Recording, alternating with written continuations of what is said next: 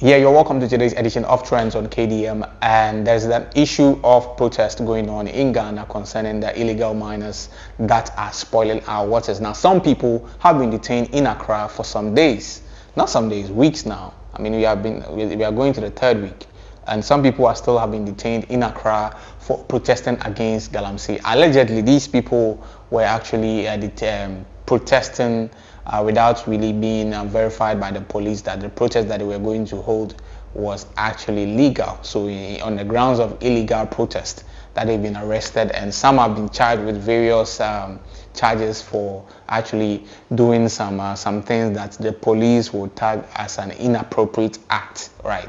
So it has become a whole lot of issues, and people have been speaking against the fact that these people are not supposed to be detained in the police station. These people are not supposed to be detained the way they have been detained, because the only thing they did, right, is to protest against something that is obviously, we all know that the effects of illegal mining is not good for the country.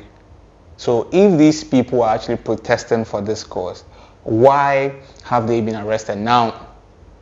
That is the question that is actually busting a lot of people's minds, because we are in the political year, and the political tension is very, very high, and the other political party, the sitting political party, believes, okay, from some of their communications and how some of their communicators speak on TV and radio and stuff, they believe that it's a strategy by the opposition political party to sort of engineer or sort of be the brain behind most of these protests that are happening in Ghana against Galamsey. And they even went an MP actually went to the extent to say that the opposition parties has actually gone to the extent of going to other countries to actually collaborate or sort of have an arrangement or a plan or strategy or a scheme with some foreigners to actually come to Ghana to specifically come and spoil our waters in Ghana, just to make the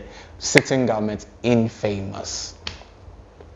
I don't know whether this is just an allegation or something that they are just guessing. It's a guesswork, but he spoke about this on what part of their rallies that they were having, their campaign trails that they were on. So I believe that's something that at least they've thought as a group, as a party. Now,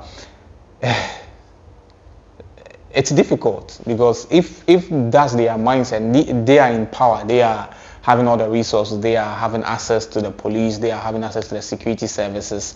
So if they have this mindset that these things are being done specifically to make them infamous and actually make things difficult for them in this election year, then it's going to be a very, very difficult and intricate fight. I've said it over and over again since this issue came on, that fighting against any cause in Ghana is a headache. It's a Herculean task that I think that sometimes, if you had your own way, you would probably not go to the extent of fighting. But some of these people that are fighting and protesting have had enough. People have been pushed to the breaking point. Ghanaians are being pushed to the breaking point. I mean, put the Galamsey thing aside, there's been frustrations on our living standards and inflation and a whole lot.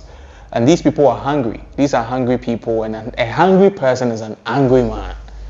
I think it's not right to actually judge somebody who's hungry of their anger, because I mean, when you are hungry, it goes with anger issues. Yes. So some of these issues are kind of difficult to actually hold it and speak about it the way that you want to speak about, because then there's this political affiliations and political conversations within this, embedded in this whole thing, and it makes it difficult. But regardless, some people in Ghana, some clergymen are speaking about this, because from how things are going, and there's been prophecies along the line that there are certain things that are going to be happening. I feel at this point it shouldn't be even about spiritual prophecies. I mean, looking at how things are going in Ghana and how these protesters are being treated because they protested, it's further angering people and frustrating people, and you know what frustration and anger can cause. So I don't believe that some of these things that some of this man of God are actually saying are even straight on prophecy. Come on, just projections of how situations are going and what it can happen out of what is happening, looking at if you take consideration of human nature, right? But we are Ghanaians, okay, before any party. Look, Yeah. Your mother is around, your father is around, you have a kid, probably you don't, you have sister, you have brothers. This is the land that they were born into, right? This is the land that they know. This is the land that you grew up from. This is the land that your foot touched. I mean, at least most of us that are Ghanaians. This is where your feet touched for the first time. This is where your feet was baptized. This is the land of your forefathers. This is the land of your ancestors, your great grandmothers that your family members used to talk about. Tell you histories about their life. This is where they lived. And this is the land that is spoiling. This is the land that, because of people's interests and political interests, this is the land that, currently speaking, things are not good. People are angry. The youth are angry. And they are protesting because they want a better life for the land of their forefathers. And what the political figures or the political party in power is saying is, they are not going to listen to them, not because their concerns are not legitimate. I don't think anybody has outrightly said that whatever concern that you're raising about Galamsey, it's not reasonable. Nobody has actually taken a conversation from that angle. So the angle they are coming from is basically, we think it's a politically motivated. So okay, let's put politics aside. Can we do that for maybe some days? Look at the issue objectively. Okay, this issue that these people are bringing on board, this is the land that we find ourselves in. I'm sure these politicians, most of them also have their families. Okay, well, most of them, for some reason, they don't even like their kids to live in Ghana. Somebody might say that it's for security reasons and what have you, but they know that the conditions here are not really conducive. So most of them don't even like to keep their kids in the country. Because, if things are okay here, why wouldn't you even keep your family? Because everybody wants the best for their family. So if things are really well around here, if we have things really structured, our system is really going on, I don't think that somebody would take their kids from their home, their natural habitant, right? Because you don't pull out a fish from a pond and tell the fish to climb a tree or learn how to swim. Oh no, not learn how. A fish knows how to swim, but you can't pull a fish from the stream or a river and tell the fish to fly. That's for birds. So why are we telling our fishes how to? We are teaching them basically how to fly, because the rivers that the fishes are in are polluted, and these people know that it's polluted, and they know that if they don't take their people out, their family out, they don't know what might happen. They know the consequences of their actions are rippling. They are bulking up. They are rolling up. So they are preparing their family and their loved ones outside of this place, because they know the water that naturally the fish is supposed to be. I'm making an analogy, the fish in relation to their children or their family, because they know. It's not like they don't know that what these people are saying is true. They know. So it's sickening.